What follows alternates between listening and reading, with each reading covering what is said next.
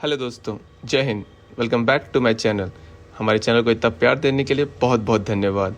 अगर ये वीडियो आपको पसंद आए तो लाइक करें, सब्सक्राइब करें और जो आपके साथी किसी भी एग्ज़ाम की तैयारी कर रहे हैं उनसे शेयर करें। तो बिना टाइम वेस्ट किए हम आज का टॉपिक स्टार्ट करते हैं। आज का हमारा टॉपिक है इंडियाज़ न्यू पार्लियामेंट बिल्डिंग। तो मैं आपको कुछ ओल्ड पार्लियामेंट के बारे में बता दूं न्यू के बारे में बताने से पहले। इस पुरानी पार्लियामेंट हाउस को कॉलोनियल एरा, जिसका मतलब है अंग्रेजी शासन के time, British architect sir Edwin Luton and Herbert baker ने डिज़ाइन किया, जिसमें 1921 से 27 तक 6 साल लगे बनने में। पहले इसे काउंसिल हाउस कहा गया। इसकी जो शेप थी, सर्कुलर शेप, उसे ये माना जाता है कि उसकी शेप 64 योगिनी टेम्पल, जो कि मोरेना एमपी में है, उस पर बेस्ड थी, पर इसके एग्जैक्टली कोई भी एविडेंस नहीं मिलते। इसके बाद इसमें फर्स्ट टाइम चेंज 1956 में किया, जब इसमें ज़्यादा ऑफिस वर्कलोड की वजह से 2 फ्लोर बनाए गए। इसके बाद इसमें 2006 में पार्लियामेंट म्यूज़ियम भी बनाया गया, जो कि भारत की 2500 साल पुरानी सभ्यता को दिखा सके। इसको बनाने में आपको बता दूं, 2500 स्टोन कटर जो पत्थर काटते हैं, और मैसन्स, इसका मतलब राजमिस्त्री, ने सिर्फ स्टोन और मार्बल को शेप देने के लिए काम किया। पुरानी पार्लियामेंट ने दुनिया की सबसे बड़ी डेमोक्रेसी में as the temple of national discussion की तरह सर्व किया। अब हम ये जानेंगे कि न्यू बिल्डिंग की रिक्वायरमेंट क्यों पड़ी। तो जो पुरानी पार्लियामेंट की बिल्डिंग थी, वो कभी बाइकैमरल लेजिस्लेचर, जिसका मतलब होता है 2 हाउस, लोकसभा एंड राज्यसभा, एक साथ आ सके, वैसे डिज़ाइन नहीं किया गया था। सेकंड कि जो है कि लोकसभा मेंबर हैं, उन्हें लिमिटेड कर दिया गया था, 545 से चेंज नहीं किया जाएगा, और ये हुआ था 1971 के सेंसस के बेसिस पर जो फ्रीजिंग पीरियड था वो सिर्फ 2026 तक था, और हो सकता है कि इसके नंबरों में आने वाले टाइम में बढ़ोतरी हो। पर पहले से ही जो सिटिंग अरेंजमेंट और एरिया है वो बहुत ही क्रैम्ड और छोटा है। इसके अलावा उसमें सेकंड रो के बाद डेस्क नहीं है, और सबसे बड़ी प्रॉब्लम है वो है जॉइंट सेशन के टाइम लिमिटेड सीट्स का होना, क्योंकि सेंट्रल हॉल की भी जो सिटिंग कैपेसिटी है वो 440 लोगों के लिए है। इसके अलावा उसमें जो टाइम के साथ मैंने बदलाव किए, जैसे कि अपना water supply line, sewer line, AC line, fire fighting system, CCTV, जो कि उस टाइम नहीं थे जब इसे डिज़ाइन किया गया था, तो इन सब बदलावों से उसकी ओवरऑल उसकी खूबसूरती को नुकसान हो रहा था। इसके अलावा फायर सेफ्टी भी एक मेजर कंसर्न थी, क्योंकि ये जो बिल्डिंग थी वो प्रेजेंट फायर नॉर्म्स के हिसाब से नहीं थी। इसके साथ ही कम्युनिकेशन इंफ्रास्ट्रक्चर और टेक्नोलॉजी भी पुरानी हो गई थी। इसके साथ जो आप एक और मेन रीज़न समझ सकते हैं, इस बिल्डिंग का स्ट्रक्चरल ढांचा, क्योंकि जब पुरानी बिल्डिंग बनाई गई थी उस टाइम दिल्ली सेस्मिक जोन 2 में आता था, बट अब दिल्ली सेस्मिक जोन 4 में आता है।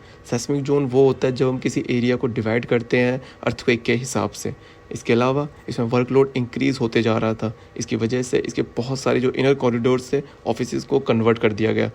इससे क्या हुआ, जो स्पेस था वो बहुत नैरो हो गया। तो हम न्यू पार्लियामेंट बिल्डिंग के बारे में कुछ अच्छे से जानेंगे। तो जो न्यू पार्लियामेंट बिल्डिंग है उसको 28 मई 2023 को पीएम नरेंद्र मोदी जी ने इनॉग्रेट किया। ये बिल्डिंग अबाउट 65,000 स्क्वायर मीटर में बनाई गई है। इसकी शेप को ट्रायंगुलर शेप रखा गया है ताकि ज़्यादा से ज़्यादा स्पेस को यूटिलाइज कर सकें। इसको बिमल पटेल ने HCP design planning and management private limited company के अंदर आर्किटेक्ट किया। इसके मेन कॉन्ट्रैक्टर थे टाटा प्रोजेक्ट लिमिटेड। इसकी कॉस्ट $110 मिलियन आई, जो कि 862 करोड़ रुपए बनती है। इस पार्लियामेंट को India central Vista redevelopment project के अंडर बनाया गया। अब इसमें जो सिटिंग कैपेसिटी है वो 1272 हो जाएगी इन जॉइंट सेशन, जिसमें से 8888 लोग लोकसभा चैम्बर और 384 लोग राज्यसभा चैम्बर के होंगे।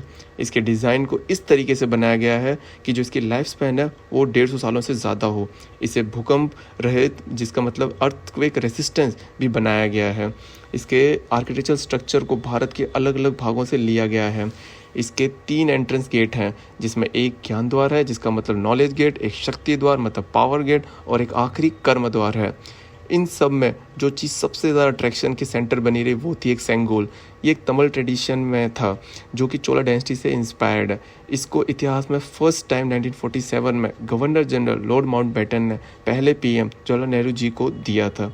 ये सेंगोल एक सिंबल हुआ करता था ट्रांसफ़र ऑफ पावर का चोला डायनेस्टी में। ये 5 फीट लॉन्ग गोल्डन स्कल्पचर को न्यू पार्लियामेंट बिल्डिंग में स्पीकर ऑफ लोकसभा की जो सीट के साइड में पास में इंस्टॉल किया गया है। इस इनॉग्रेशन में सर्वधर्म प्रेयर हुई, जिसमें हर एक रिलीजन के जो रिलीजियस लीडर हैं उनको बुलाया गया। इसमें जुदाइज़म, सिखिज़म, इस्लाम, बुद्धिज़्म, जैनिज़्म से सब लीडर, रिलीजियस लीडर आए और उन्होंने अपने रिचुअल्स के हिसाब से प्रेयर करी।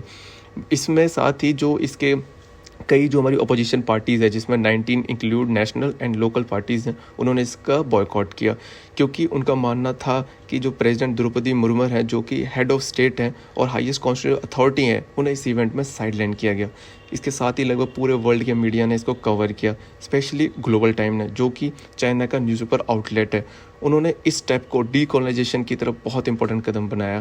इसके साथ ही CNN ने भी इसके ऊपर आर्टिकल छापा, जिसमें हमारे जायंट लायन स्टैचू को दिखाया गया, जो कि पार्लियामेंट के अपर स्ट्रक्चर में बनाए गए हैं। एट द एंड मैं यही बोल कर कंक्लूड करूंगा कि हम धीरे धीरे बहुत सारे कॉलोनियल थिंग्स से बाहर आ रहे हैं, और ये हमारे लिए बहुत गर्व की बात है। Thank you so much. If you like the video, do subscribe, share करें, और जय हिंद। सी यू सून।